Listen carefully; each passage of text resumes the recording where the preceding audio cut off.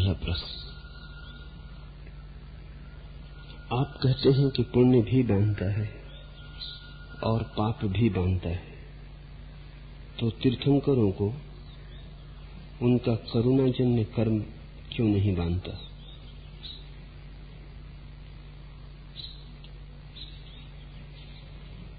पहली बात, तीर्थंकर जो करते हैं वो कर्म नहीं, कृत्य नहीं है, क्योंकि कर्ता का कोई भाव नहीं। तीर्थंकर जो करते हैं वो करते नहीं, होता है। जैसे तुम श्वास ले रहे हो, श्वास लेना कृत्य नहीं है। जैसे श्वास सहज चल रही है और जब न चलेगी तो तुम कुछ भी न कर पाओगे। जब तक चलेगी चलेगी, जब रुकेगी तो रुक जाएगी। तुम्हारे हाथ के भीतर नहीं,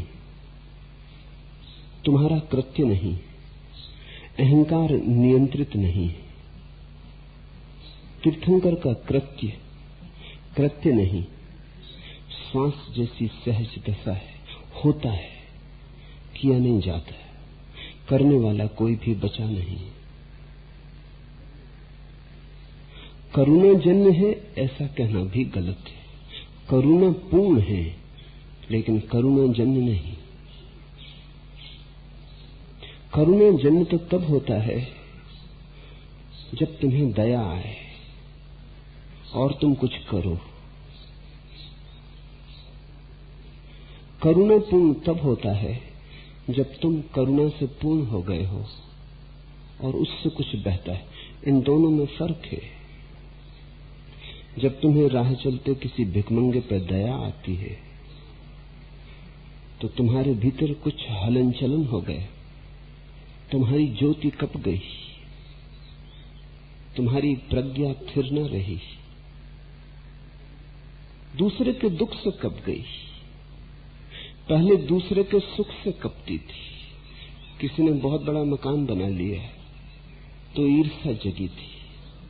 अब किसी के मकान में आग लग गई तो दया उठी, लेकिन हर हाल तुम कपे, तुम थिर न रहे। तुम वैसे ही न रहे जैसा इस भिखमंगे को देखने के पहले थे। राह पर तुम निकले, कोई न था, अकेले थे। फिर एक भिखमंगा दिखाई पड़ा, दया उठी, भाव का निर्माण हुआ, फिर भाव से कृत्य आया, तुम्हारी दशा बदली। तीर्थंकर की दशा नहीं बदलती, इसलिए करुणा जन्य नहीं है कृत्य, करुणा पूर्ण जरूर है। जब भिखारी नहीं है मार्ग पर तब भी तीर्थंकर करुणा से भरे, तुम नहीं भरे हो। तुम्हें करुणा से भरने के लिए किसी का दुखी होना जरूरी है। इसे ठीक से समझना। अगर दुनिया से दुखी लोग विदा हो जाएंगे तो तुम्हारी दया भी समाप्त हो जाएगी। किस पे दया करोगे, किसको दान दोगे? तुम्हारी दान और दया के लिए किन्हीं का दुखी रहना जरूरी। तुम्हारी दान दया के लिए दुख आवश्यक है। कोई न होगा कोढ़ी, कोई न होगा बीमार, किसके पैर दबाओगे? तुम्हारी दया एकदम मर जाएगी, कुम्हला जाएगी। उसके लिए बाहर से कोई प्रेरणा चाहिए। तो तुम्हारी दया भी बाहर से पैदा हुआ परिणाम है। तीर्थंकर करुणापूर्ण है, नहीं कि किसी पे करुणा करते हैं। करुणा से भरे हैं जिससे दिए से प्रकाश झरता है। कोई निकल जाए तो उस पर पड़ता है, कोई न निकले तो भी नहीं, तो भी जलता रहता है। किसी के निकलने से नहीं जलता है और किसी के चले जाने से बुझ नहीं जाता है।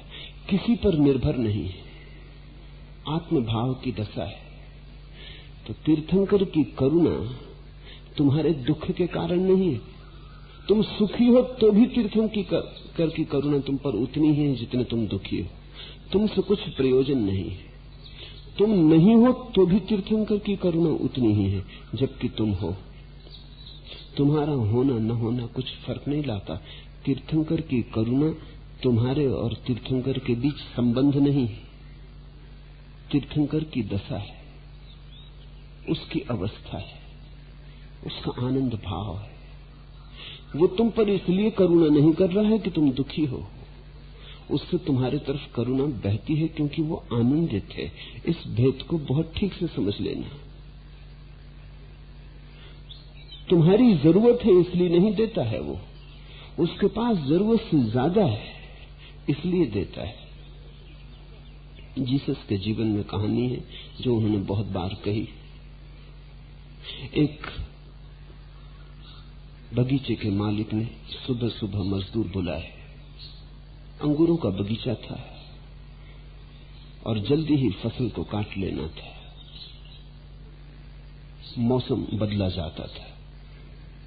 सुबह जो मजदूर आए उन्होंने दोपहर तक काम किया। मालिक आया, उसने देखा, उसने कहा अपने मजदूरों से शाम तक काम निपटेगा नहीं, तो भेजा अपने मुनीम को कि और मजदूर ले आओ। तो भर दोपहरी कुछ और मजदूर लाए गए। फिर आया मालिक, सांझ ढलने को थी, उसने कहा इनसे भी काम न हो पाएगा, कुछ और बुला लाओ।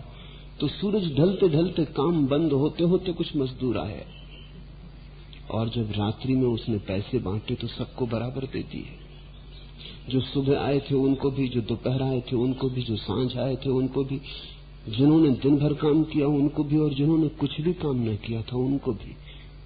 तो जो सुबह आए थे वो निश्चित नाराज हो गए और उन्होंने कहा ये अन्याय है, हम सुबह से आए हैं, दिन भर पसीना बहाया है, हमें भी उतना और इन्हें भी उतना जो अभी अभी आए और जिन्होंने कुछ भी नहीं किया, जिन्हें करने का मौका ही नहीं मिला क्योंकि सूरज ढल गया।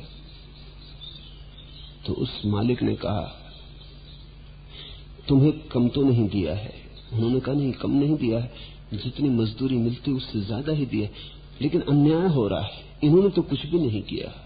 तो उस मालिक ने कहा कि तुम अपनी फिक्र करो, तुम्हें जितना मिलना था उससे ज्यादा मिल गया, तुम प्रसन्न नहीं हो।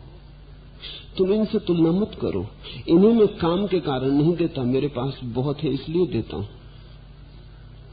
मैं सबको बराबर दे रहा हूं, मेरे पास जरूरत से ज्यादा है, तुम्हारे काम के कारण नहीं, मेरे पास है इसलिए, मैं बोझ से दबा हूं इसलिए।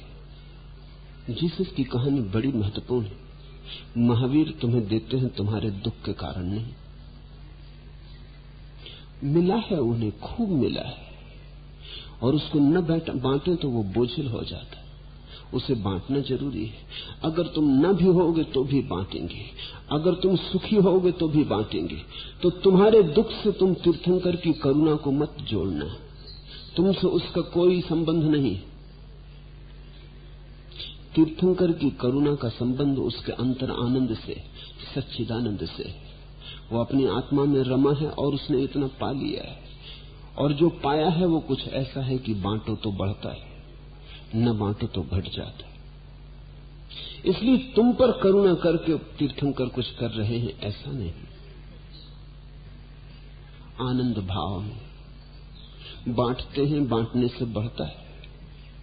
जितना बांटते हैं उलीचते हैं उतना बढ़ता चला जाता है, उतने नए स्रोत खुलते चले जाते हैं। तो जब रोज रोज नया नया आनंद बरस रहा हो, बासे को कौन रखेगा? तुम सांझ भोजन कर लेते हो फिर बांट देते हो, लेकिन गरीब बासी रोटी को भी रख लेता है, कल काम पड़ेगी। तुम बांटने से डरते हो क्योंकि कल का पक्का नहीं है, और आज का अगर बांट दिया तो कल मिलेगा या नहीं। लेकिन तीर्थंकर उस दशा में है जहां प्रतिपल आनंद बरस रहा है, तो जो इस क्षण बरसा है उसे बांट ही देना, क्योंकि दूसरे क्षण के लिए जगह खाली करनी। अगर न बांटा तो बासा पड़ा रह जाएगा, और बासे के कारण नए के आने में बाधा पड़ेगी, और अगर बासा बहुत इकट्ठा हो गया, उसकी राशियां लग गई, तो नए के जन्म की कोई संभावना न रह जाएगी। तो न तो तीर्थंकर का कृत्य है और न करुणा जन्य, करुणापूर्ण है। इसलिए कोई बंध नहीं, न पाप का न पुण्य का। तीर्थंकर से बहुत कुछ होता है, लेकिन तीर्थंकर कुछ करता नहीं। सहज स्फूर्त, जैसे पक्षी गीत गाते, मिर्जा गालिब से कोई पूछा कि लोग आपकी कविताओं की बड़ी प्रशंसा करते हैं, लेकिन मेरी तो कुछ समझ में नहीं आती, और जो प्रशंसा करते हैं मुझे शक है कि उनकी भी समझ में आती, क्योंकि जब भी मैंने उनसे पूछा तो वो समझा ना पाए। आप कुछ कहें। गालिब ने बड़ा अजीब सा उत्तर दिया, आकाश की तरफ देखा और कहा खुदा बड़ा है। कविता से खुदा का क्या लेना देना? कहा खुदा बड़ा है। उस आदमी ने भी कहा ये तो निश्चित ही खुदा बड़ा है, लेकिन इससे मेरे प्रश्न का क्या संबंध? उन्होंने कहा थोड़े ठहरो, खुदा बड़ा है ये तुम मानते हो? उसने कहा निश्चित मानता हूं, लेकिन खुदा को समझते हो? समझ में तो कुछ भी नहीं आता। तो गालिब ने कहा ऐसी ही मेरी कविताएं, मैं ही कहां समझता हूं। समझ छोटे की होती, विराट की नहीं। हमारी छोटी समझ है, कंजूस की, कृपण की समझ है। तो हम कृत्य की भाषा जानते हैं, केवल सहज की भाषा हमें पता नहीं। हम तो कर कर के मुश्किल से कर पाते हैं, तो हम ये कैसे माने कि कुछ अपने आप होता है? हम तो कर कर के भी नहीं कर पाते और हार जाते हैं, विफल हो जाते हैं। जोड़ जोड़ के नहीं जुटा पाते, तो हम ये कैसे माने कि कोई लुटा लुटा के और अपनी संपदा को बढ़ा लेता होगा? हम तो तिजोड़ियां बांध बांध के आखिर में पाते हैं राख हाथ में रह गई। जोड़ जोड़ के भी कुछ नहीं जुड़ता हो। जिसने एक ही गणित जाना हो वो ये कैसे मानेगा कि बांटने से बढ़ सकता है? पागल हुए? होश की बातें करो, वो कहेगा। यहां हार गए जीत जीत के, तुम कहते हो हार के जीत हो जाती, लेकिन मैं तुमसे कहता हूं ऐसा है। जोड़ जोड़ के नहीं जुड़ता। इससे सिद्ध होता है कि विपरीत शायद सही हो, क्योंकि जोड़ जोड़ के तो कोई कभी नहीं जोड़ पाया। तो एक बात तो तय हो गई कि जोड़ने से नहीं जुड़ता है। अब तुम जरा दूसरा प्रयोग करके देख लो कि बांटने से बढ़ता है, लेकिन बांटोगे तो तभी जब होगा। तीर्थंकर का अर्थ है जो है, जिसके पास है। बुद्ध के पास एक आदमी आया और उसने कहा कि ऐसा मन होता है कि मनुष्यता की सेवा में सब कुछ लगा दूं, आपका आशीर्वाद चाहिए। कहते हैं बुद्ध की आंखें गीली हो गई, उनमें आंसू झलक आए, और बुद्ध ने उस आदमी की तरफ ऐसी करुणा से देखा कि वो आदमी भी विचलित हुआ। बुद्ध के शिष्य भी थोड़े घबराए कि उसने कुछ ऐसी बात तो कही नहीं, भली आकांक्षा जाहिर की थी। वो आदमी बेचैन हुआ, उसने कहा कि आप इतने उदास क्यों हो गए? आपकी आंखें गीली क्यों हो आई? मैंने कुछ गलत पूछा? मैंने आपको कोई चोट पहुंचाई? बुद्ध ने कहा कि नहीं, ये सोच के ही मुझे दया आती कि तुम देने का सोच रहे हो, लेकिन तुम्हारे पास है नहीं। तुम कहते हो सारी मनुष्यता की सेवा करनी है मुझे, कैसे ये जीवन अर्पित कर दूं, लेकिन जीवन कहां है?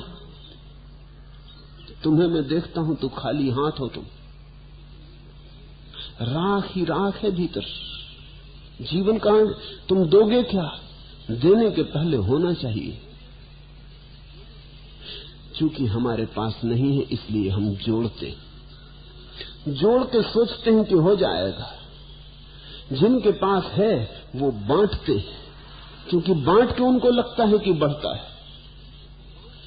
किसी बगीचे के माली से पूछो, वृक्षों की काट छांट करता रहता है तो वृक्ष घने होते जाते, कलम करता है तो वृक्ष सघन होते बढ़ते। एक पत्ता काटो तो 4 पत्ते निकल आते, एक शाखा काटो तो 2 शाखाएं पैदा हो जाती। माली से पूछो जीवन का राज। ऐसे ही तुम्हारे अंतर जीवन का वृक्ष भी है, उसे बांटो तो कलम होती, उसे संभाल कर रख लो, डर के कारण छिपा कर रख लो, सब तरफ से ढांक के रख लो, मर जाता है पौधा जीवन का। ऐसे ही तो जीवन के पौधे कुम्हला गए। छोड़ो खुली हवा में, ले जाने दो सुगंध को, हवाओं को छोड़ो खुले आकाश में, खेलने दो मेघों को, होने दो मेघ मलार, नाचने दो तूफानों और आंधियों को वृक्ष के आसपास। बटने दो वृक्ष को,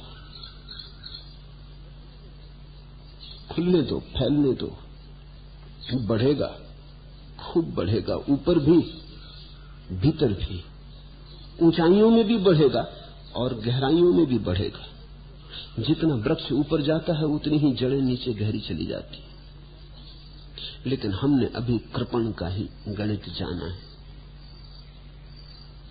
हमने धनी का गणित जाना ही नहीं। इसलिए जब हम तीर्थंकरों के संबंध में भी पूछते हैं तो हम अपने ही हिसाब से पूछते हैं। हम कहते हैं कि जब पुण्य भी बांध लेता तो तीर्थंकर की करुणापूर्ण कृत्य उन्हें नहीं बांधते। तीर्थंकर का अर्थ ही है कि जो पाप और पुण्य के पार हो गया। तीर्थंकर का अर्थ ही है जो कृत्य के पार हो गया और सहज में प्रवेश कर गया।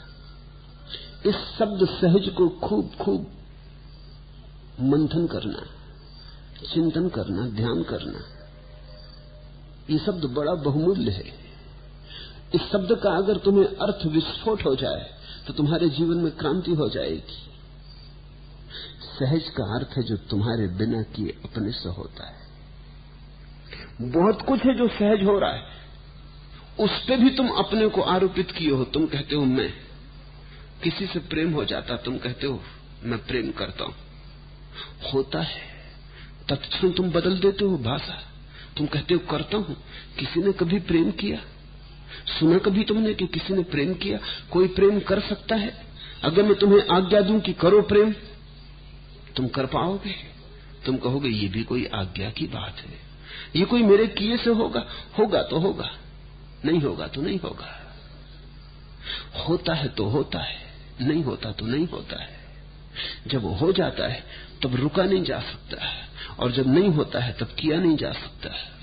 लेकिन फिर भी तुम प्रेम पर भी थोप देते हो अहंकार को। तुम कहते हो मैंने किया प्रेम, तुम कहते हो मैं तो प्रेम कर रहा हूं और तुम नहीं कर रहे हो। और हम यही सिखाते भी हैं छोटे छोटे बच्चों को भी। मां कहती है मुझे प्रेम करो, मैं तुम्हारी मां हूं। क्या पागलपन की बात हो रही। कौन कर पाया प्रेम? बच्चे की तो छोड़ दो, बड़े नहीं कर पाए, बड़े बड़े कुशल नहीं कर पाए। प्रेम को करोगे कैसे? कोई तुम्हारे हाथ की बात है? प्रेम कोई कृत्य तो नहीं।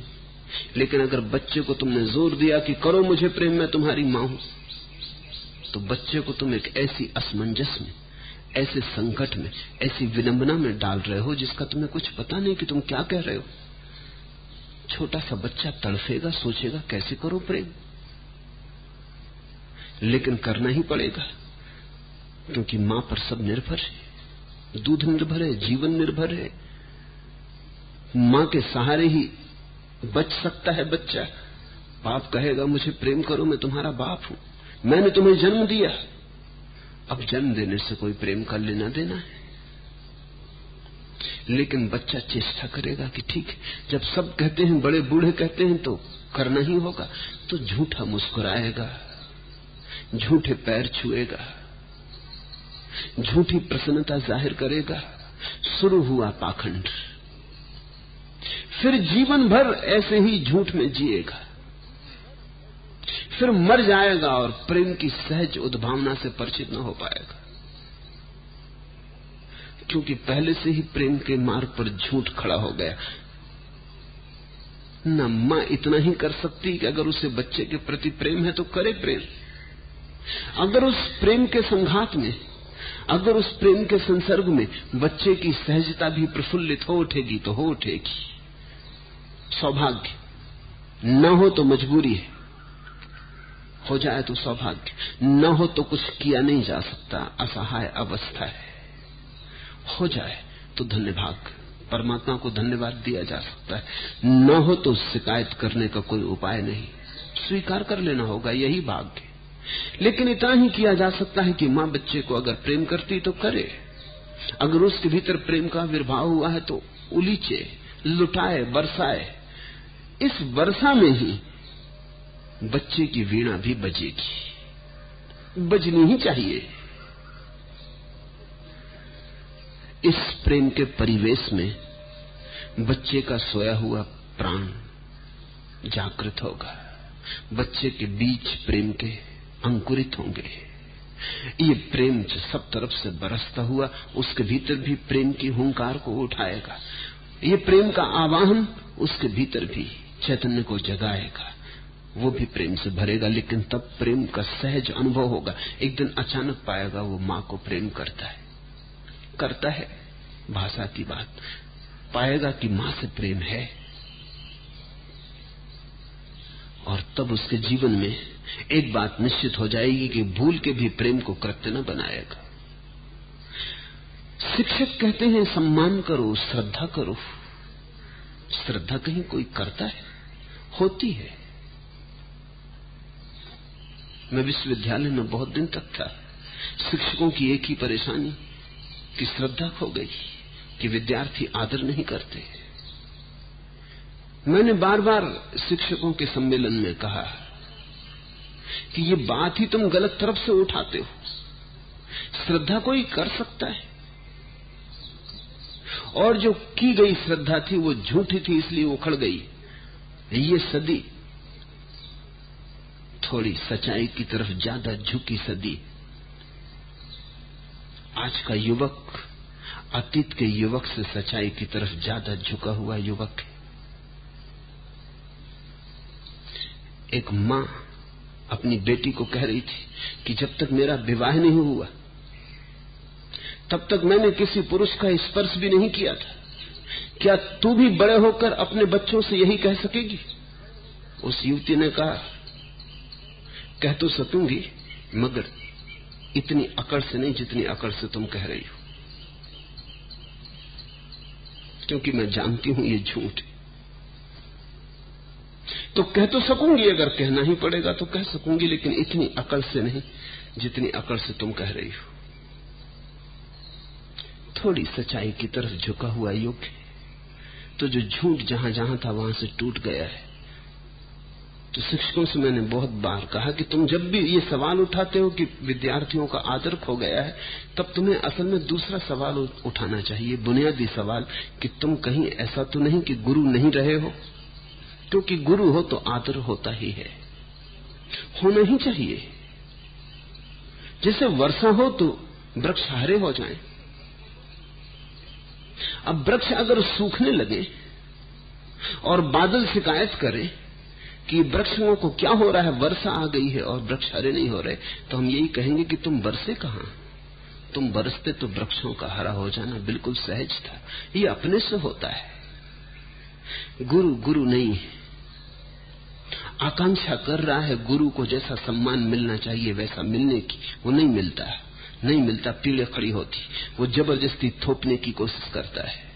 जबरदस्ती जो उस आदर को करने लगता है वो भी विकृत हो जाता है। तब उसके जीवन में सहज श्रद्धा का उपाय न रहा। इसे ख्याल में लेना, जीवन में जो भी महत्वपूर्ण है, सत्यम शिवम सुंदरम, जो भी सत्य है, सुंदर है, शिव है, वो सभी होता है, किया नहीं जाता। जो किया जाता है वो क्षुद्र है। दुकान चलाई जाती है, मकान बनाए जाते हैं, प्रेम नहीं किया जाता है, श्रद्धा नहीं बनाई जाती, झूठ गढ़े जाते हैं, सत्य नहीं गढ़ा जाता। सत्य का तो सिर्फ आविष्कार होता है।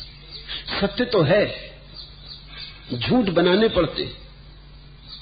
तो अगर कर्ता बनना हो तो झूठ बनाना, क्योंकि कर्ता होने का एक ही उपाय है। और अगर अकर्ता बनना हो तो सत्य की खोज करना। तीर्थंकर यानी अकर्ता, जो अब कुछ अपनी तरफ से नहीं करता है, जो होता है उसे होने देता, उसे रोकता भी नहीं, जो आता है उसे आने देता। अगर जीवन है तो जीवन, अगर मौत है तो मौत, सुख है तो सुख, दुख है तो दुख, जवानी है तो जवानी, बुढ़ापा है तो बुढ़ापा। जो अपनी तरफ से बिल्कुल निश्चेष्ट हो जाता है, सारी चेष्टा छोड़ देता है, जीवन के ऊपर आरोपण करने का कोई प्रयास नहीं करता। जीवन जहां ले जाए उसकी सहजता के साथ बहने को जो तत्पर है वही तीर्थंकर है। तो न तो तीर्थंकर को पाप लगता न पुण्य लगता। तीर्थंकर को कर्म बंध नहीं होता। लेकिन इस संदर्भ में एक बात ख्याल ले लेनी चाहिए। जैन शास्त्र बड़ी बहुमूल्य बात कहते हैं। वो कहते हैं तीर्थंकर को तो कर्म बंध नहीं होता, लेकिन आदमी तीर्थंकर कर्म बंध के कारण होता है। सभी लोग तीर्थंकर नहीं होते, सभी परम ज्ञान को उपलब्ध व्यक्ति भी तीर्थंकर नहीं होते। केवल ज्ञान को तो करोड़ों लोग उपलब्ध होते हैं, लेकिन तीर्थंकर तो कभी कोई एकाध होता है। तो फिर इतने लोग जो परम ज्ञान को उपलब्ध होते हैं और परम सत्य में खो जाते हैं, सभी तीर्थंकर क्यों नहीं होते? तो कारण तो होना चाहिए। महावीर जब ज्ञान को उपलब्ध हुए तो और भी बहुत लोग ज्ञान को उपलब्ध थे, लेकिन सभी तीर्थंकर न थे। जैन 24 की संख्या मानते, एक प्रलय और सृष्टि के बीच में 24 तीर्थंकर। करोड़ों लोग, करोड़ों आत्माएं केवल ज्ञान को उपलब्ध होंगी, लेकिन 24 ही तीर्थंकर। मामला क्या है? सभी ज्ञानी क्यों तीर्थंकर नहीं? तो इस फर्क को ख्याल में लेना। वो कहते तीर्थंकर का कर्म बंद होता है। तीर्थंकर बनने के पहले जिस व्यक्ति ने खूब करुणा का अभ्यास किया है, तीर्थंकर बनने के पहले जिस व्यक्ति ने सब भांति अहिंसा का अभ्यास किया है, तीर्थंकर बनने के पहले जिसने सब भांति अपने चरित्र को इस तरह से नियोजित किया है कि उससे किसी को दुख न हो, किसी को पीड़ा न पहुंचे, जिसने एक गहन अनुशासन अपने जीवन में निर्मित किया है, जिसने ऐसा अनुशासन निर्मित नहीं किया वो भी ज्ञान को उपलब्ध हो जाएगा, लेकिन जब वो ज्ञान को उपलब्ध होगा तो तत्क्षण विराट में खो जाएगा। उसे इस जमीन पे पकड़ रखने के लिए कोई भी उपाय नहीं है। लेकिन जिसने खूब गहनता से सेवा, दया, करुणा, अहिंसा का अभ्यास किया है जन्मों जन्मों तक, वो करुणा, सेवा और दया सहज नहीं है, चेष्टित है। तो जिसने चेष्टित दया और करुणा का अभ्यास किया है, उसको तीर्थंकर का कर्म बंद होता। जैन अद्भुत है। वो कहते हैं ये भी कर्म बंद है तो ये भी कितना ही पुण्य हो, लेकिन है तो ये भी बांधने वाला ही। करुणा से बंधे हो, बड़ी सोने की जंजीर है, हीरे जवाहरातों से जड़ी जंजीर है, लेकिन बंधे तो हो। तो आखिरी जन्म में ऐसा व्यक्ति जब ज्ञान को उपलब्ध होता है तो अपने ज्ञान को लेके चुपचाप उड़ नहीं जाता आकाश में, रुकता है जमीन पर। उसके पास जंजीरें हैं कुछ, जीवन की सांसारिक जंजीरें तो सब उसने तोड़ दी हैं, लेकिन करुणा की जंजीरें हैं उसके पास। उनके आधार पर वो थोड़ी देर पृथ्वी पर टिकता है। उन क्षणों में वो बांट पाता है, दे पाता है जो उसे मिला है। तो तीर्थंकर तो कोई कर्म बंध के कारण होता है, लेकिन तीर्थंकर का कोई कर्म बंध नहीं होता। तीर्थंकर का अर्थ है जिसने जाना ही नहीं, जो जनाने में कुशल है। तीर्थंकर का अर्थ है जो स्वयं नहीं हो गया केवल, बल्कि दूसरों को भी उस दिशा में इशारे करने में कुशल है। जिसने अपनी ही आंखें नहीं खोल ली, बल्कि दूसरों की आंखों की भी चिकित्सा करने में जो कुशल है, जो अपनी आंखों के सहारे, अपनी दृष्टि के सहारे तुम्हें भी दर्शन करा देता है। तो ज्ञानी तो केवल ज्ञानी है, उसने पा लिया और गया। तीर्थंकर ऐसा ज्ञानी है जो रुकता है थोड़ी देर, उसकी नाव इसके पहले की छूटे अनंत के तट की ओर। इस किनारे पर वो थोड़ी देर रुकता है, और इस किनारे पर जो लोग अभी हैं और जिन्हें दूसरे किनारे का कोई पता भी नहीं, जिन्होंने स्वप्न में भी दूसरे किनारे को नहीं देखा, जिनकी कल्पना में भी दूसरे किनारे की छाया नहीं पड़ी है, ऐसे लोगों को भी दूसरे किनारे की अभीप्सा से भर देता है। इसके पहले कि खुद की नाव छोड़े, और न मालूम कितने लोगों को तैयार कर देता है कि वे भी उत्सुक हो जाएं, आतुर हो जाएं, प्यासे हो जाएं। तीर्थंकर का अर्थ है जान लिया और जनाया भी। सिर्फ जान के ही जो चला गया वो अकेला चला जाता है, उसके पीछे कोई परंपरा नहीं बनती जाने वालों की। जो सिर्फ जान के चला गया, उसके पीछे कोई धर्म निर्मित नहीं होता है, वो चुपचाप तिरोहित हो जाता है, उसकी कोई रेखा नहीं छूट जाती। लेकिन जो दूसरों को जनाने की अथक चेष्टा करता है, वो अथक चेष्टा उसके पिछले जन्मों में साधे गए अभ्यास का परिणाम है, लेकिन वो भी कर्मबंध है। पर इस जन्म में तीर्थंकर की दशा में कोई कर्मबंध नहीं होता, अब तो सब सहज होता है। इसको ख्याल रखना, तुम्हारी अगर अहिंसा भी होगी तो असहज होगी, चेष्टित होगी। तुम अगर दया भी करोगे तो प्रयास करोगे तो ही दया करोगे। तुम अगर करुणा करोगे तो अपने को बहुत ज्यादा खींचोगे तो ही कर पाओगे। अगर तुमने अपने को ज्यादा न खींचा तो तुम करुणा न कर पाओगे। हाँ, क्रोध कर पाओगे सहज, क्रोध तुम में सहज होता है, करुणा असहज। अगर तीर्थंकर को क्रोध करना हो तो असहज होगा, करुणा सहज। सिक्का उल्टा हो गया, सारे गणित के नियम विपरीत हो गए।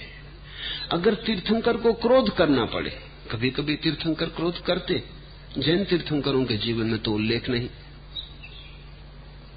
क्योंकि जैन उल्लेख नहीं कर सकते, वो सोच ही नहीं सकते कि तीर्थंकर क्रोध कर सकता है। बात भी ठीक है, तीर्थंकर से क्रोध सहज नहीं होता, इसलिए उसका उल्लेख करना उचित नहीं है। लेकिन और परंपराएं, वहां भी तीर्थंकर होते। जैसे जीसस के जीवन में उल्लेख है कि वो चर्च में, मंदिर में गए, यहूदियों का जो सबसे प्राचीन मंदिर था जेरूसलम का, और वहां उन्होंने देखा कि ब्याजखोर मंदिर के भीतर दुकानें लगा के बैठ गए। तो उन्होंने कोड़ा उठा लिया और वो आग बबूला हो गए और उनकी आंखों से आग बरसने लगी, और अकेले आदमी ने सैकड़ों ब्याजखोरों को मंदिर के बाहर उठा के फेंक दिया। वो इतने घबरा गए, इतना ज्वाजल्यमान रूप था उनका। ईसाइयों को बड़ी कठिनाई रही ये समझाने में कि ईसाई इतने क्रोधित कैसे हो गए, करुणा का मसीहा इतना क्रोधित कैसे हो गया। लेकिन अगर तीर्थंकर चाहे तो चेष्टा से क्रोध कर सकता है, लेकिन वो क्रोध भी होगा किसी करुणा की ही सेवा में। इस कीमिया को समझना, ये करुणा ही थी जीसस की कि परमात्मा का मंदिर विकृत न हो जाए, यहां की प्रार्थना बाजारू न हो जाए, ये पूजा गृह बाजार की गंदगी से न भर जाए। ये करुणा ही थी, इस करुणा के कारण ही वो क्रोधित हो गए। लेकिन ये क्रोध चेष्टित था, अभिनय था, जैसे कोई अभिनेता क्रोधित हो जाता है। जैसे राम रामलीला में अभिनय करते हुए रोते हैं कि मेरी सीता कहां, वृक्षों से पूछते हैं कि मेरी सीता कहां गई। वो सिर्फ पूछना है, अभिनय, भीतर कुछ भी नहीं। भीतर तो उनकी सीता उनके घर है, अभिनेता है, राम तो वे हैं भी नहीं, अभिनय है। जीसस की क्रोध की अवस्था भी करुणा की सेवा में किया गया अभिनय। गुरजेफ तो बहुत कुशल था क्रोध करने में। ऐसी घटनाएं हैं जो बड़ी अनूठी कि गुरजेफ धीरे धीरे इतना कुशल हो गया अभिनय में कि वो आधे चेहरे से क्रोध कर सकता था और आधे से करुणा। और कई दफा उसने लोगों को चकित कर दिया और दुविधा में डाल दिया। दो आदमी मिलने आए, एक बाएं बैठा एक दाएं, तो वो आधे चेहरे से तो इस तरह देखता रहा जैसे कि हत्या कर देगा, और आधे चेहरे से इस तरह देखता रहा कि फूल बरसते रहे। एक तरफ की आंख बड़ी प्रेम बरसाती रही और दूसरी तरफ की आंख आग बरसाती रही। जब वो दोनों आदमी मिलकर बाहर गए तो दोनों ने अलग अलग वर्णन किया गुरजेफ का कि तो आदमी बहुत दुष्ट और हत्यारा मालूम होता, ये तो ऐसा खतरनाक आदमी का अगर एकांत में मिल जाए तो गर्दन दबा दे। दूसरे ने कहा तुम कहते क्या हो, तुम पागल हो गए, जरा उसकी आंख तो देखते, कैसा प्रेम, ये आदमी चींटी भी मार सकेगा। ऐसा बहुत बार बहुत लोगों को हुआ। कुशलता इतनी गहरी हो सकती। अगर तुमने शरीर से अपने को बिल्कुल अलग कर लिया है तो शरीर का तुम यंत्रवत उपयोग कर सकते हो। तुम एक हाथ हिलाते हो, दूसरा रोक के रखते हो।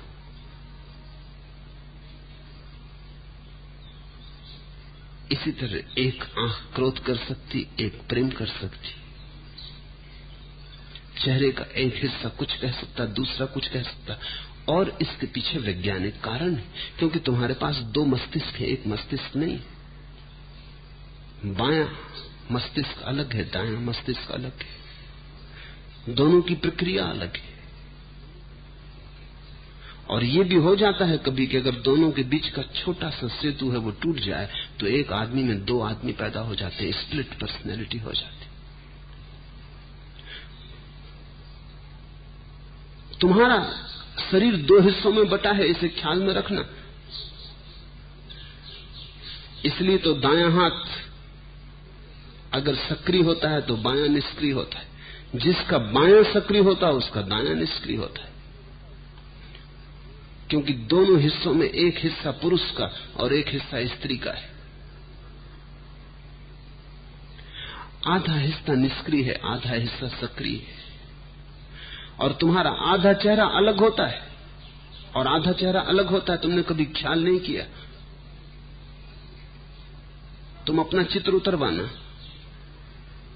और एक ही हिस्से के आधे आधे चित्रों को जोड़ देना और तुम पाओगे कि तुम्हारा चेहरा बड़ा नया ढंग ले लेता है। बाएं चेहरे के दो हिस्सों को जोड़ देना और दाएं चेहरे के दो हिस्सों को जोड़ देना और तुम पाओगे तुम दो आदमी मालूम पड़ने लगे। और ये दोनों आदमी तुमसे बिल्कुल अलग मालूम पड़ते हैं। तुम्हारी एक आंख अलग है, दूसरी आंख अलग है, क्योंकि आधा शरीर बाएं मस्तिष्क से संचालित होता, आधा दाएं मस्तिष्क से संचालित होता है। लेकिन चूंकि तुम बहुत ज्यादा जुड़े हो शरीर से, उससे दूर नहीं हो कि उपयोग कर सको। लेकिन गुरजीएफ कर सकता है, महावीर कर सकते, किया ना हो सकता है, लेकिन कर सकते। महावीर क्रोध कर सकते, लेकिन वो चेष्टा होगी और अभिनय होगा। और तुम भी करुणा कर सकते हो, लेकिन वो चेष्टा होगी और अभिनय होगा। क्रोध तुम्हारे लिए सहज है, कुछ करना नहीं पड़ता, अपने से होता। किसी ने गाली दी, बस हो गया। तुम्हें कुछ करना थोड़ी पड़ता है। किसी ने गाली दी, बटन दबा दी, हो गया। करुणा करनी हो तो बड़ा सोच विचार करना पड़ता, शास्त्र पढ़ने पड़ते, सद्गुरुओं के पास जाना पड़ता, सत्संग करना पड़ता है, वचन प्रतिज्ञा लेनी पड़ती, और फिर छूट के क्रोध हो जाता है। जरा भूल हुई कि क्रोध हुआ। बहुत होश रखो तो थोड़ी बहुत करुणा को तुम संभाल सकते हो। इससे ठीक विपरीत दशा तीर्थंकर की है। करुणा सहज, करना नहीं पड़ती। तीर्थंकर सोया भी रहे तो भी करुणा होती। तुमने कभी ख्याल किया कि तुम सोते सोते भी क्रोधित रहते हो, बड़बड़ाते हो, क्रोध में मरने मारने की धमकी देते हो? कभी अपनी पत्नी को कहना कि जब तुम सोए हो तुम्हारे चेहरे का जरा अध्ययन करे, या तुम अपनी पत्नी के चेहरे का अध्ययन करना सोते हुए। शायद इसीलिए लोग अकेले में सोना पसंद करते, भीड़ भाड़ में सोना पसंद नहीं करते, हर कहीं सो जाना पसंद नहीं करते, क्योंकि सोने की अवस्था में चित्त से वही प्रकट होने लगता है जो तुम्हारे लिए सहज स्वाभाविक। नियंत्रण करने वाला तो रह नहीं जाता, वो तो सो गया। नियंता तो सो गया, कर्ता तो सो गया। तो अगर तुम क्रोधी आदमी हो तो तुम्हारा रात में चेहरा बिल्कुल क्रोध से भरा हुआ होगा। अगर तुम कामुक आदमी हो तो रात तुम्हारा चेहरा काम से भरा होगा। तुम्हारे चेहरे पर काम रिश्ता होगा। तुम जैसे हो रात का चेहरा तुम्हारे बाबत ज्यादा असली खबर देगा। दिन में तो तुम थोड़ा झूठ कर लेते हो, रात में तुम न कर पाओगे। इसलिए तथाकथित साधु सन्यासी सोने तक से डरते, घबराहट रहती, क्योंकि सोए कि उन्होंने जो जो साधा है दिन में वो सब तो कब्जा गया।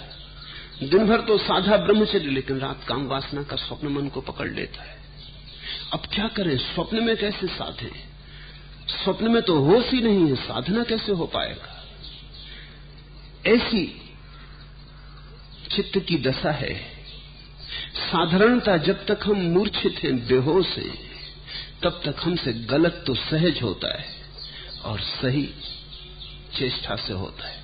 जब चित्त की दशा जागरूक होती है, प्रबुद्ध होती है, संबोधि को उपलब्ध होती है, तो जो ठीक है वो सहज होता है, जो गलत है अगर वो करना पड़े किसी कारण से तो वो अभिनय से ज्यादा नहीं होता।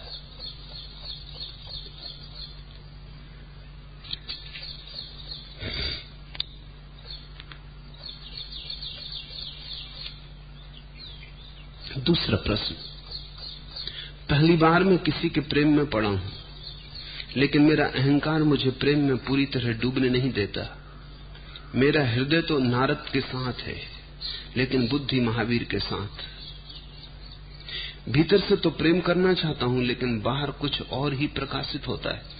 फलस्वरूप बड़ी खींचतानी चलती। क्या कोई आशा है इस उलझन से बाहर हो जाने की? जहां जहां उलझन है वहां वहां सुलझन का उपाय है। उलझन होती ही नहीं अगर सुलझने की आशा ना हो। उलझन खड़ी ही वहां होती है जहां सुलझने का द्वार पास ही है।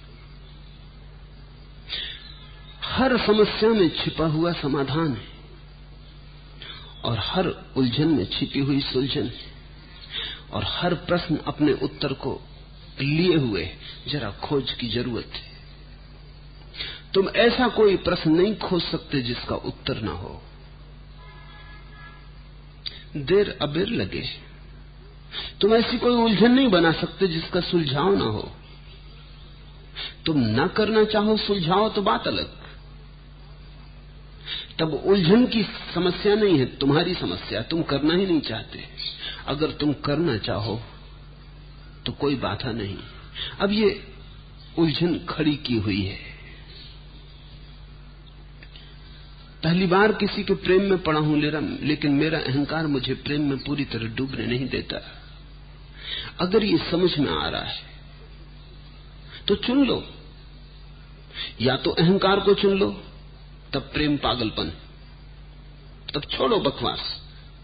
नारद का दिमाग फिर गया होगा। और अगर प्रेम को चुनना है तो फिर अहंकार को गिराओ। दो नावों पर सवार मत हो जाओ, अन्यथा उलझन होगी। और दोनों नावें बड़ी अलग अलग हैं। महावीर और नारद दोनों के कंधों पे हाथ मत रख लेना, अन्यथा तुम त्रिशंकु हो जाओगे।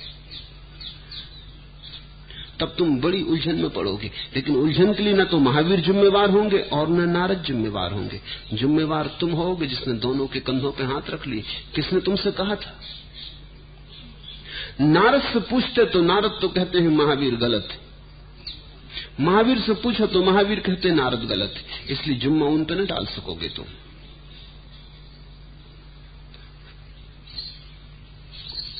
तुम उलझन अगर पैदा करना चाहो तो फिर बात अलग। अब एक आदमी अगर दो नावों पर सवार हो और पूछे कि मैं क्या करूं, तो हम क्या कहेंगे? हम कहेंगे साफ है बात, एक नाव पर सवार हो जाओ। निश्चित ही एक नाव पर सवार होने पर लिए दूसरी नाव छोड़नी पड़ेगी। इसलिए दोनों के लाभ मन में मत रखना। जिंदगी चुनाव है, प्रतिपल चुनाव और निर्णय।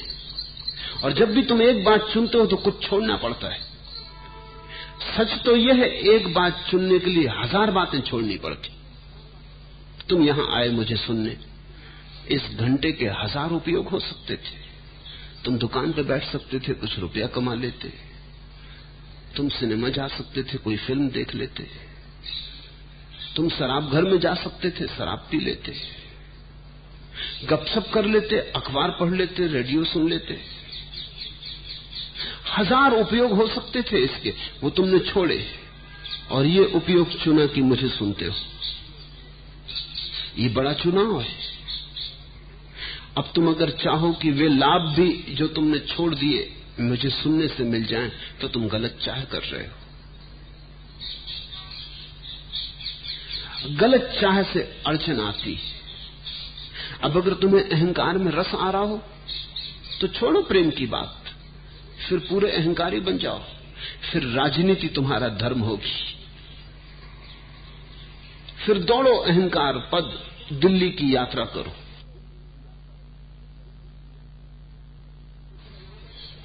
फिर तुम यहां बैठे क्या कर रहे हो? फिर ये समय गंवाया हुआ सिद्ध होगा। फिर तुम एक न एक दिन मुझ पे बहुत नाराज हो जाओगे। ये समय तो दिल्ली की यात्रा में लगाना था। बस तुम्हारा एक ही मंत्र होना चाहिए, दिल्ली चलो। अगर अहंकार को ही भरना है तो साफ साफ भरो, फिर इधर उधर बेईमानी मत करो। निश्चित ही ध्यान रखना, अहंकार को भरने के थोड़े से सुख है, दुख भी बहुत है। सुख तो भ्रामक है, भासमान है, दुख बड़े यथार्थ है। तो सोच लेना, ठीक से देख लेना, दुख सुख दोनों का दर्शन कर लेना। प्रेम के सुख तो बड़े सच्चे, दुख केवल भासमान है। इसलिए बुद्धिमानों ने प्रेम चुना, बुद्धिहीनों ने अहंकार चुना। बुद्धिमानों ने धर्म चुना, बुद्धिहीनों ने राजनीति चुनी। बुद्धिमानों ने अंतर जगत चुना, बुद्धिहीनों ने बाहर का जगत चुना। बाहर के जगत का धन दिखाई पड़ता है नहीं, सिर्फ मान्यता है। भीतर का धन दिखाई नहीं पड़ता लेकिन है, अदृश्य है और दृश्य केवल दिखाई पड़ता है। तो तुम्हारे ऊपर निर्भर है। उलझन चुन लोगे तो तुम कहीं के भी ना रहोगे, घर के ना घाट के, तुम धोबी के गधे हो जाओ। या तो घाट या घर। अगर अहंकार चुनना है तो घाट, अगर प्रेम चुनना है तो घर। प्रेम चुनने का अर्थ है कि जीवन अपने आप में मूल्यवान है, और जीवन का चरम अर्थ जीवन की प्रफुल्लता में है, धन में नहीं, गीत में, पद में नहीं, प्रसन्नता में, वस्तुओं में नहीं, व्यक्तियों के अंतर संबंधों में, और बाहर नहीं भीतर। ये बड़ा क्रांतिकारी निर्णय है, और निर्णय बहुत साफ साफ लेना चाहिए, क्योंकि निर्णय पर, इसी निर्णय पर सारे जीवन का ढांचा निर्भर करेगा। तुम कहां पहुंचोगे ये इस पर निर्भर करेगा कि तुमने पहला कदम किस दिशा में उठाया था। अगर पहला कदम गलत उठा तो तुम लाख दौड़ो, लाख श्रम करो, तुम ठीक जगह न पहुंच पाओगे। तुम्हारी दौड़, तुम्हारी आपाधापी अगर गलत कदम पर खड़ी तो बुनियाद गलत है, ये भवन गिरेगा। पूछा है, पहली बार किसी के प्रेम में पड़ा हूं, इसलिए स्वाभाविक भी है पहली बार जब कोई किसी के प्रेम में पड़ता तो अहंकार बाधा डालता है, क्योंकि अब तक तुम अहंकार के प्रेम में रहे। अब तक तुमने सिर्फ अहंकार को ही प्रेम किया। आज पहली दफा अहंकार के विपरीत कोई नए प्रेम का उद्भव हुआ, जहां अहंकार को समर्पित करना होगा, जहां मैं को मिटाना होगा। तो स्वभावतः जिस मैं को अब तक सींचा, जिस मैं को अब तक संभाला, वो अगर बाधा डाले तो कुछ आश्चर्य नहीं। लेकिन तुमने जिसे सींचा है, तुम ही अगर पानी बंद कर दोगे वो अपने से कुमला भी जाएगा, सूख भी जाएगा। अब तुम्हारे सामने है निर्णय। अब तक तो तुमने अहंकार को ही सींचा था, अब प्रेम का भी अंकुर उठा है। अब तुम सोच लो, अहंकार क्या दे सकता है और प्रेम क्या दे सकता है। अहंकार देने के बहुत से आश्वासन देगा, लेकिन देता कभी कुछ नहीं, बस कोरे आश्वासन। यही तो सब सिकंदरों, नेपोलियनों की कथा है। प्रेम आश्वासन नहीं देता, देने की तो बात ही नहीं उठाता। प्रेम तो कहता है सब खोना पड़ेगा। लेकिन खोने वालों की कथा ही तो सारे भक्तों की कथा है, सारे धार्मिकों की कथा है, सारे ध्यानियों की कथा है। प्रेम कहता है खोगे तो मिलेगा, और अहंकार कहता है पाओगे तो मिलेगा। अहंकार का गणित बुद्धि की समझ में आ जाता है, स्वाभाविक, पाओगे तो मिलेगा। और प्रेम कहता है खोओगे तो मिलेगा। तो गणित कुछ अटपटा है, बेबूझ, बुद्धि में आता नहीं। अहंकार और बुद्धि के बीच तो एक तरह का समझौता है, एक षड्यंत्र। बुद्धि अहंकार की पक्षपाती है, अहंकार बुद्धि का पक्षपाती। तो अगर तुमने सिर से ही पूछा तो तुम अहंकार के ही रास्ते पर भटकते भटकते खो जाओगे, जैसे कोई सरिता मरुस्थल में भटकते भटकते खो जाए और उसे सागर न मिले। हृदय से पूछो, हृदय और प्रेम का समझौता है।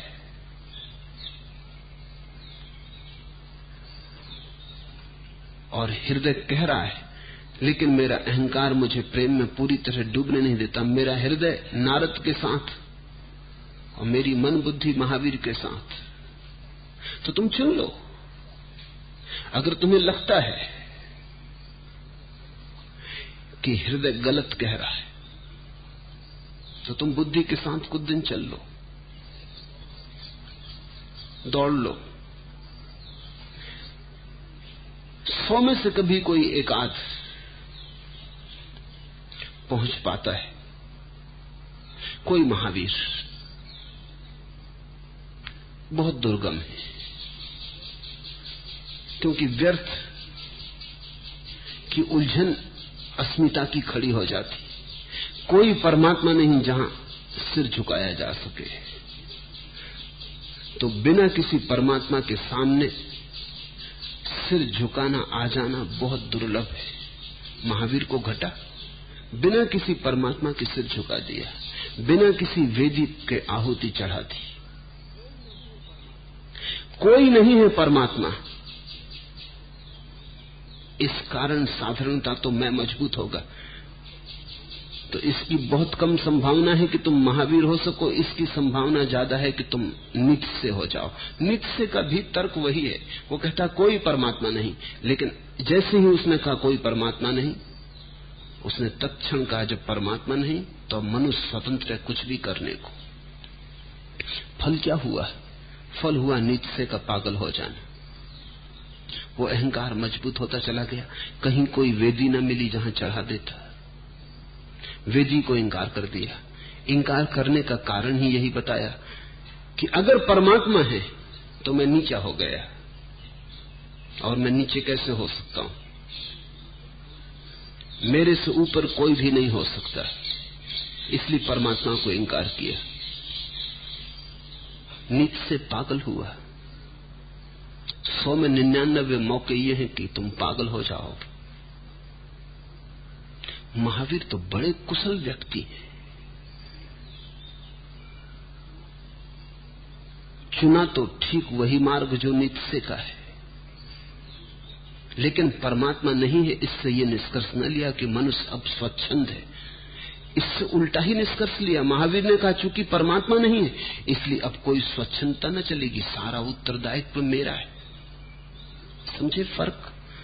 नीत्शे ने कहा कोई परमात्मा नहीं तो अब करो जो करना है। महावीर ने कहा अब तो कुछ करने का उपाय ही न रहा, अब तो जो भी किए जिम्मेवारी मेरी है। परमात्मा होता तो कुछ रास्ता भी निकाल लेते, कुछ भी करने का।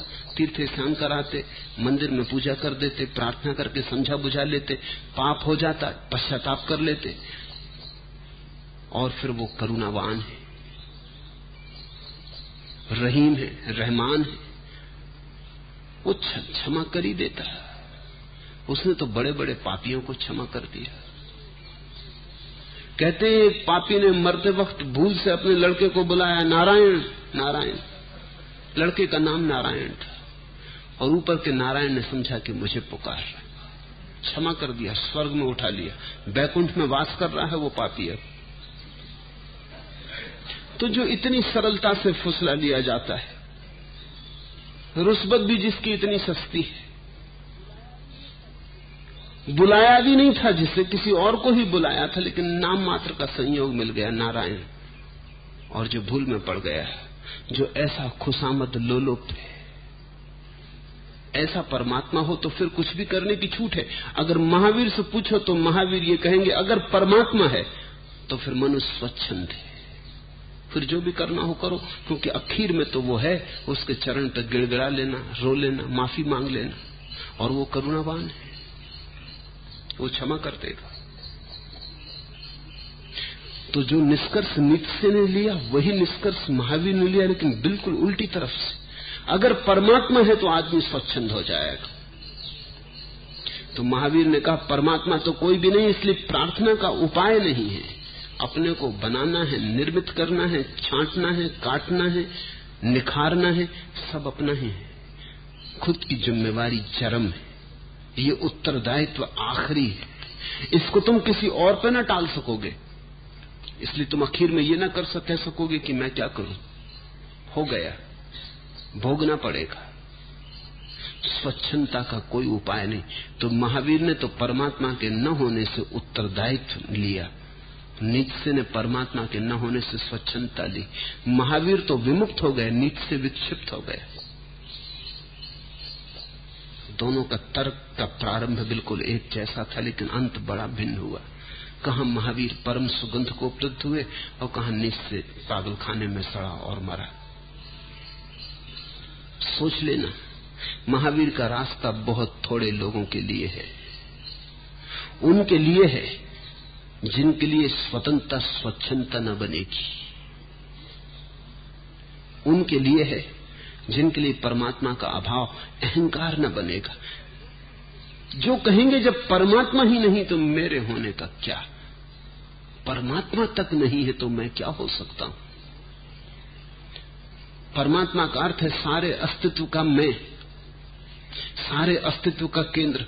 जब सारा अस्तित्व केंद्रहीन है और मैं रहित है तो मैं छोटा सा व्यक्ति, एक छोटी सी लहर, एक जरा सी तरंग। जब सागर का ही कोई मैं नहीं तो मेरा मैं क्या हो सकता है, बात खत्म हो गई। तो महावीर ने तो परमात्मा को इंकार करने में ही अपने भीतर मैं की संभावना को इंकार कर दिया। इसलिए तुम ये मत सोचना कि महावीर और नारद वस्तुतः विपरीत है, अंततः तो सार एक ही निकलता है। महावीर ने परमात्मा को अस्वीकार करके मैं को अस्वीकार कर दिया, नारद ने परमात्मा को स्वीकार करके मैं उसके चरणों में चढ़ा दिया। हर हाल नारद और महावीर दोनों मैं से मुक्त हो गए। तो तुम चाहे कुछ भी निर्णय लो, तुम चाहे प्रेम के पक्ष में निर्णय लो, चाहे अहंकार के पक्ष में निर्णय लो, लेकिन एक बात ध्यान रखना, अहंकार तो मरेगा ही, उससे तुम बच न सकोगे। उसे अगर बचा लिया तो तुम विक्षिप्त हो जाओगे, पागल हो जाओगे। उसी कारण तो सारी पृथ्वी करीब करीब पागल जैसी है।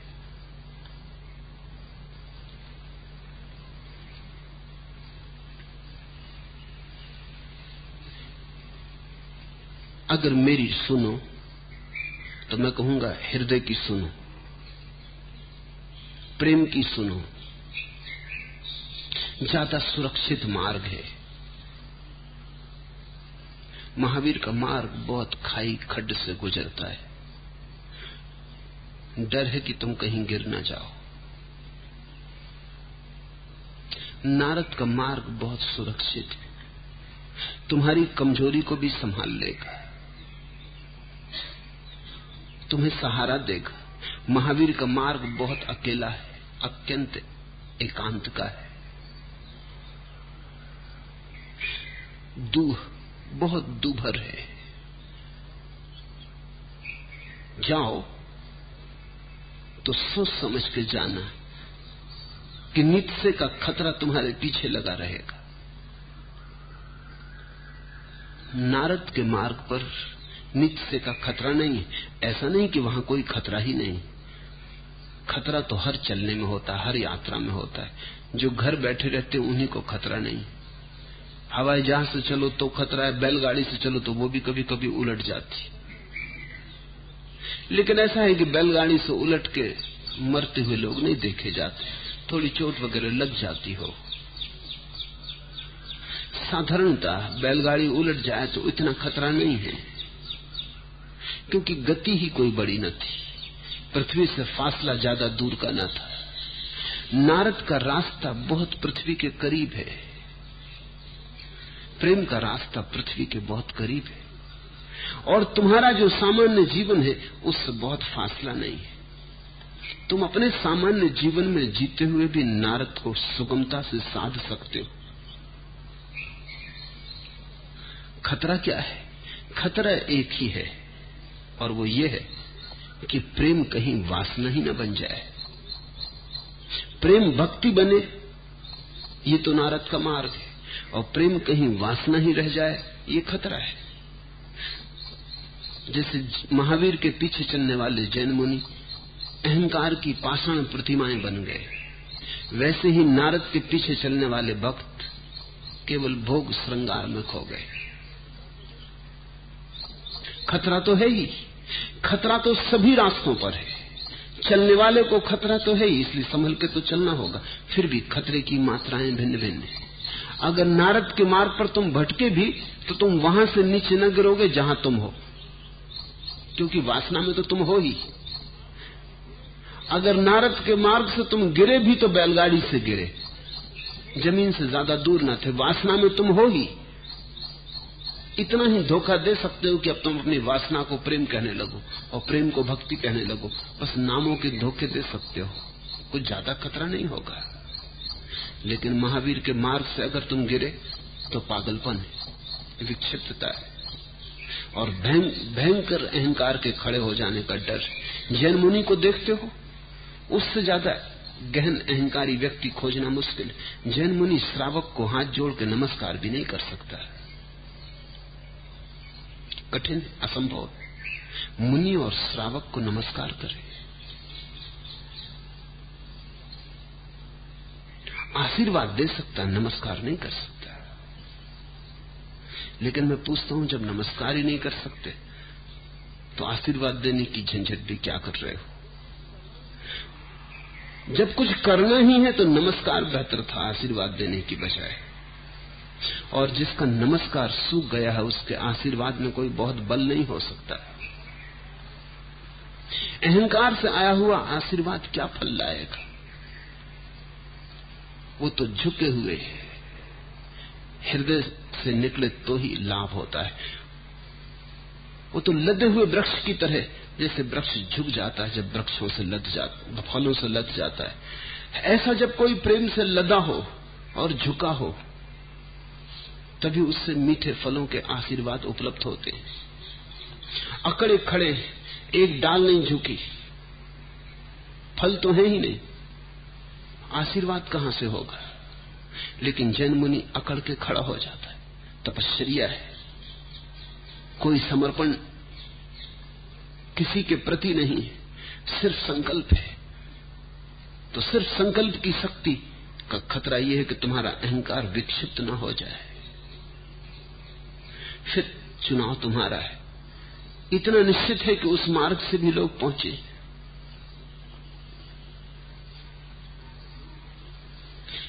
लेकिन अगर मेरी सुनो तो हृदय की सुनना।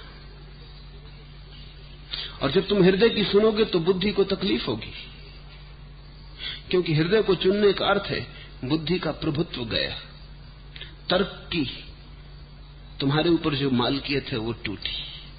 न जाने आज मैं क्या बात कहने वाला हूं, जुबान खुश्क है, आवाज रुकती जाती। जैसे जैसे प्रेम की बात कहने के करीब आओगे वैसे पाओगे जबान खुश्क हो गई, आवाज रुकती जाती, क्योंकि बुद्धि काम नहीं करती। न जाने आज मैं क्या बात कहने वाला हूं, जुबान खुश्क है, आवाज रुकती जाती। हृदय की तरफ सरकोगे तो बुद्धि मरने लगेगी। इसलिए बुद्धि बहुत संघर्ष करेगी, लेकिन चुनाव तो करना ही होगा।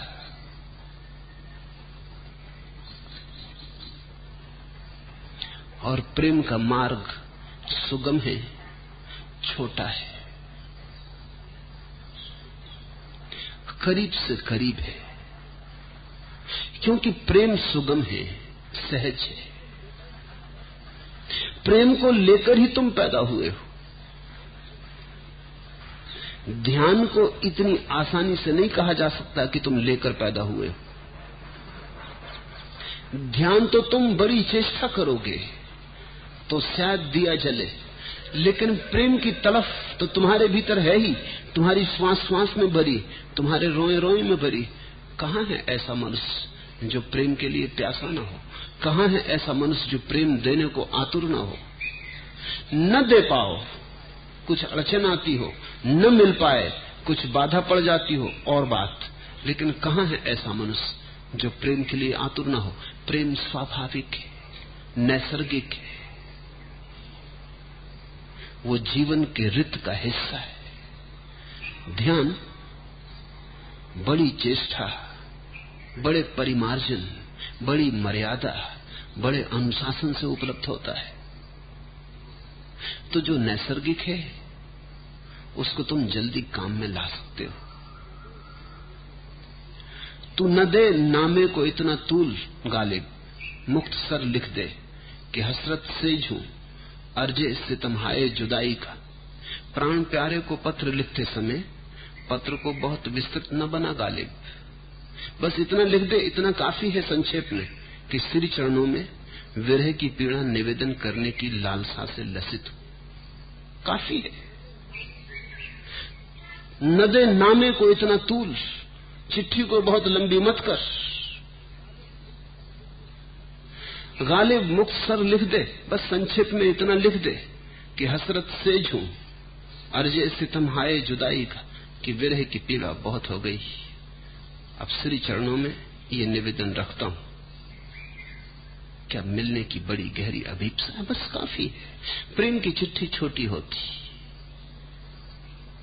ढाई आखर प्रेम का, पढ़े सो पंडित हो। अगर प्रेम ने पुकारा हो तो इस आवाज को ऐसे ही मत लौट जाने देना।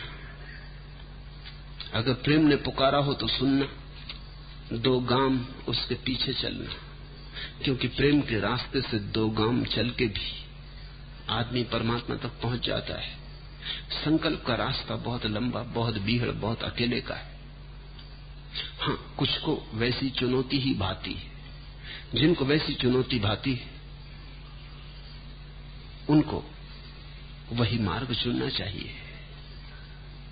लेकिन प्रश्नकर्ता के प्रश्न से मुझे ऐसा लगता है कि उसे बुद्धि का मार्ग जमेगा नहीं, संकल्प का मार्ग जमेगा नहीं, क्योंकि जिन्हें संकल्प का मार्ग जमता है उन्हें प्रेम की पुकार ही सुनाई नहीं पड़ती। वो दस्तक प्रेम देता रहे, उनके कान बहरे होते,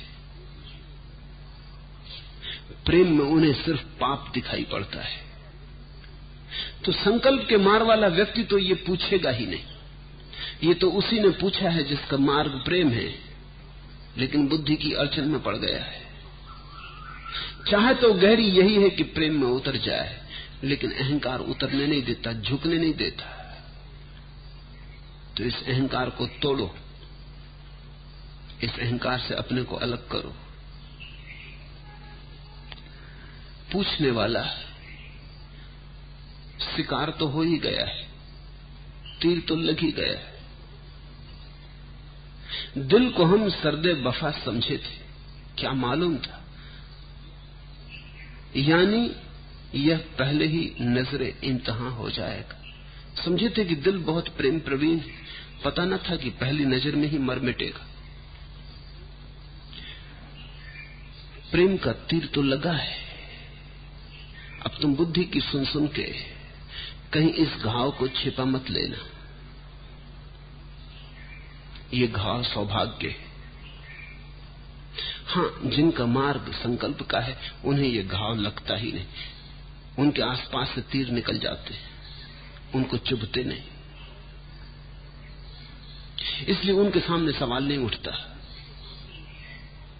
सवाल ही उसके सामने उठता है जिसको प्रेम की आवाज सुनाई पड़ती। अगर प्रेम की आवाज सुनाई पड़ी तो चलो, हिम्मत करो, अहंकार में बचाने जैसा कुछ भी नहीं।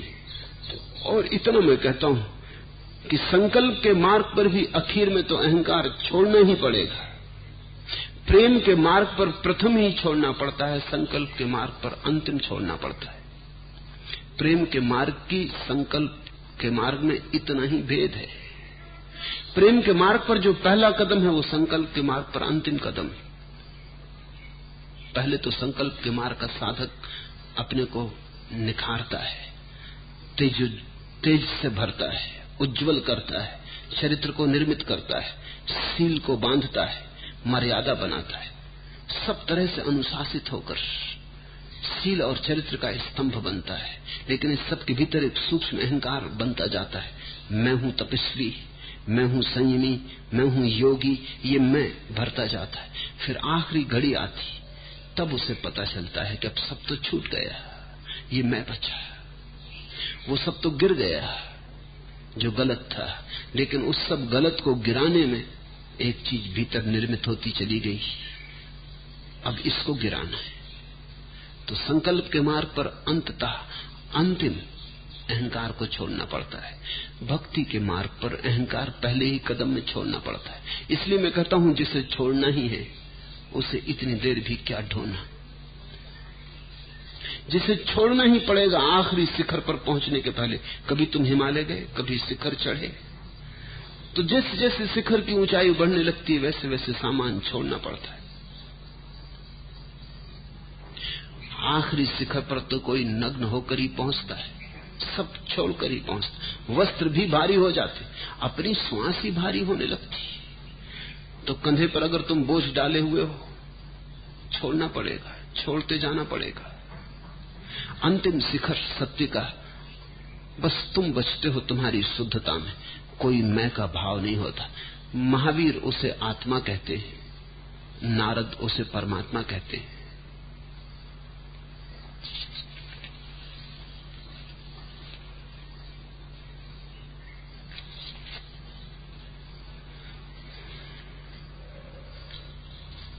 तीसरा प्रश्न, कृपा कर कीर्तन ध्यान के बारे में कुछ समझाएं।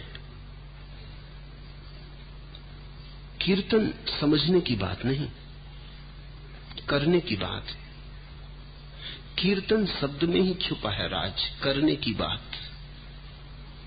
करो तो जानोगे। समझ से कीर्तन का कोई लेना देना नहीं। वस्तुतः तो समझ को रख दोगे एक किनारे तभी कीर्तन कर सकोगे। तो समझ के अगर कीर्तन किया तो होगा ही नहीं, समझ के किया तो चूक ही जाओगे। अगर बुद्धिमानी के द्वारा किया वहीं गलती हो जाएगी। समझने की फिक्र छोड़ो। अगर सच में ही समझना चाहते हो तो करो, समझ पीछे से आएगी। डूबो। कीर्तन ध्यान तल्लीनता का नाम है। कीर्तन ध्यान अहोभाव की अभिव्यक्ति है, धन्य भाव की। ये अहोभाव की मैं हूं, ये अहोभाव की परमात्मा ने मुझे सृजा, ये अहोभाव की थोड़ी देर आंखें खुली, रोशनी देखी, फूल देखे, पक्षियों के गीत सुने, सूरज चांद तारों का नृत्य देखा।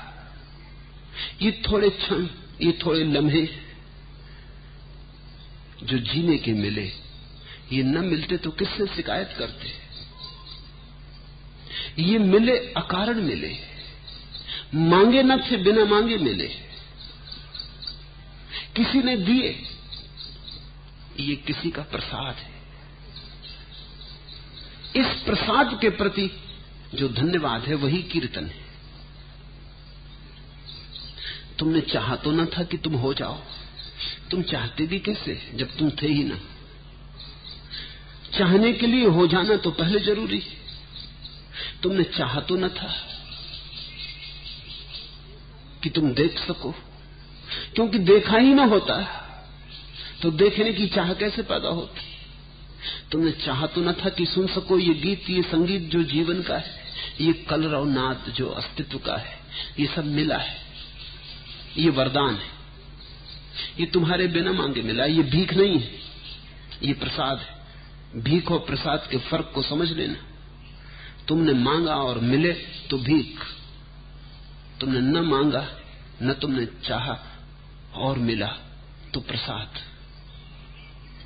ये प्रभु प्रसाद है, ये परम अस्तित्व का प्रसाद है तुम्हारे लिए। लहर लहर को उसने ऐसा बनाया कि वो सारे अस्तित्व को भोग सके। एक एक कण को जीवंत किया ताकि एक एक कण को पूरे होने का स्वाद आ सके। इसके लिए धन्यवाद दोगे या नहीं? इतने कृपण मत बनो, धन्यवाद दो। कैसे धन्यवाद दोगे? ऐसे आदमी कितना असहाय है, नाच सकता है, गीत गुनगुना सकता है, और क्या कर सकेगा? हमारे बस में और क्या है? कीर्तन का इतना ही अर्थ है जो हम कर सकते हैं, चढ़ाने को कुछ ज्यादा नहीं है। बस जो कुछ है ये अहोभाव है, इसको ही हम उस समग्र के प्रति समर्पित करते हैं। तो कीर्तन तो एक तरह का उन्माद है, पागलपन नहीं, उन्माद। भाषा कोश में तो दोनों का एक ही अर्थ है, जीवन के कोश में अर्थ अलग अलग है। पागलपन है जब तुम्हारी जीवन की अवस्था खंड खंड हो जाए, टुकड़े टुकड़े में टूट जाए, तुम एक न रह जाओ, अनेक हो जाओ। और उन्माद है जब तुम्हारे सारे खंड इकट्ठे हो जाएं, तुम एक हो जाओ, उस एक में हो के तुम नाच उठो, मस्त हो उठो। उन्माद सामान्य चित्त से ऊपर जाने की अवस्था है, पागलपन सामान्य चित्त से नीचे गिर जाने की अवस्था है। दोनों में एक बात समान है कि दोनों सामान्य चित्त के बाहर है। इसलिए परमहंस पागल मालूम होते, इसलिए परमात्मा के दीवाने भी विक्षिप्त जैसे मालूम होते। एक बात समान है कि दोनों, जिसको तुम सामान्य बुद्धिमानी कहते हो उसके बाहर हो गए, पागल नीचे गिर के बाहर हो गया, मस्त ऊपर उठ के बाहर हो गया। लेकिन दोनों को एक मत समझ लेना, दोनों में जमीन आसमान जैसा अंतर है। न जाने क्यों जमाना हंस रहा है मेरी हालत पर, जुनून में जैसा होना चाहिए वैसा गिरेवा है। भक्त कहता है क्यों हंस रहे हैं लोग, ये तो उन्माद में जैसा होना चाहिए वैसे ही तो वस्त्र हैं, वैसा ही परिधान है। तो पागल को जैसा होना चाहिए वैसा ही तो मैं हूं, लोग हंस क्यों रहे? न जाने क्यों जमाना हंस रहा है मेरी हालत पर, जुनून में जैसा होना चाहिए वैसा गिरेबा है। और क्या चाहिए? कीर्तन तो उन्माद है, बुद्धिमान तो हंसेंगे। इसलिए दुनिया से कीर्तन खोता चला गया है। दुनिया बहुत बुद्धिमान होती चली गई, उसी बुद्धिमानी में बुद्धू हो गई। कीर्तन खोता चला गया है, नाच गुम हो गया है। लोग अगर नाचते भी हैं अब तो बहुत निम्न तल पर नाचते हैं, वो कामोत्तेजना का नृत्य होता है। अब प्रभु उन्माद का नृत्य कहीं भी नहीं होता। अब ऊर्जा ने उन ऊंचाइयों को छूना बंद कर दिया है। अब यहां तूफान भी उठते हैं, आंधियां भी आती हैं, तो भी जमीन का दामन नहीं छूटता, आकाश में नहीं उठ पाते। पक्षी उड़ते भी हैं तो ऐसा घर के चारों तरफ चक्कर लगा के फिर वहीं बैठ जाते हैं। दूर दूर की खो जाए पृथ्वी, दूर की खो जाए नीड़, इतने दूर आकाश में नहीं जाते। कीर्तन बड़ी दूर यात्रा है, ये परमात्मा के साथ नाचना है। जैसे तुम कभी किसी स्त्री के साथ नाचे, जिसे तुमने प्रेम किया, तो नृत्य में एक प्रसाद आ जाता है, एक गुण धर्म आ जाता है। किसी के साथ तुम नाचो सिर्फ नाचने के लिए औपचारिक, तो नाच तो हो जाएगा, क्रिया पूरी हो जाएगी, लेकिन भीतर प्राणों में कोई रस न बहेगा। फिर किसी के साथ नाचो जिससे तुम्हें प्रेम है, तो कामोत्तेजना का, वासना का रस बहेगा। कीर्तन है परमात्मा के साथ नाचना, उस परम प्यारे के साथ नाचना। तो जैसे साधारण कामोत्तेजना का नृत्य काम केंद्र के आसपास भटकता है, वैसे कीर्तन सहस्त्रार के आसपास तुम्हारे जीवन की आखिरी ऊंचाई पर नृत्य के फूल खिलते हैं, हजार हजार कमल खिलते। ए मुफ्त लाए जीस्त ठहर खुदकुशी न कर, तेरा इलाज जहर नहीं शराब है। कीर्तन भक्त तो कहता है कि जीवन से घबरा के आत्महत्या करने की तरफ मत जाओ, पागल हुए हो। ए मुफ्त लाए जीस्त ठहर खुदकुशी न कर, ए जीवन से उत्तप्त हुए आत्मघात मत कर, भाग मत जीवन से, तेरा इलाज जहर नहीं शराब है। मृत्यु तेरा इलाज नहीं है, जीवन की रसधार को पी लेना, परमात्मा की मधुशाला में प्रविष्ट हो जाना ही मंदिर में प्रवेश हो जाना है।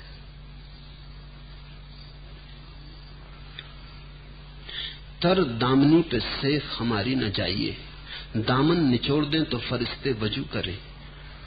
तो कीर्तन करने वाला तो दीवाना है, पागल है, नर्तक है, गायक है, वादक है, और इतनी तीव्रता से नर्तन करता है, इतनी गहनता से कि अपने को भूल जाता, खो देता, खुद बचता ही नहीं। पश्चिम का एक बहुत बड़ा नर्तक हुआ निजिंस्की, उसके संबंध में वैज्ञानिक बड़े चकित थे। उसके नृत्य जैसा नृत्य फिर कभी देखा नहीं गया, ना उसके पहले ना उसके बाद। वैज्ञानिक हैरान थे कि जब वो नृत्य करते करते छलांग लगाता था तो ऐसा लगता था कि पृथ्वी पर वापस लौटते बड़ा धीमे धीमे वापस आता है, जैसे गुरुत्वाकर्षण का नियम उस पर काम नहीं करता। और भी नर्तक छलांग लगाते लेकिन तत्क्षण पृथ्वी पर वापस लौट आते। वो भी छलांग लगाता था लेकिन ऐसे लौटता था जैसे कोई पक्षी का पंख डगमगाता डगमगाता आहिस्ता आहिस्ता हवा पे तिरता तिरता जमीन की तरफ आता है। उसके बहुत अध्ययन किए गए, उससे पूछा भी गया कि चमत्कार कहां है, ये जादू कैसे पैदा होता। तो वो कहता मुझे पता नहीं, जब मैं अपने को बिल्कुल भूल जाता हूं तभी ये छलांग घटती है। जब मैं नहीं होता तभी, जब तक मैं होता हूं अगर मैं चेष्टा से ये छलांग लगाऊं तो परिणाम में कुछ हाथ नहीं आता। लेकिन नाचते नाचते एक ऐसी घड़ी आती कि नाच रह जाता, नर्तक नहीं रह जाता। उस क्षण अगर ये छलांग लगती तो मैं खुद ही चकित होता हूं, मैं बिल्कुल हल्का निर्भर हो जाता हूं। जैसे जमीन की कशिश का अहंकार पर बड़ा बल हो, है भी। जमीन तुम्हारे अहंकार को ही खींच रही है। जिस दिन तुम्हारा अहंकार गया, आकाश खुला है, फिर तुम्हारे लिए जमीन की कोई पकड़ नहीं।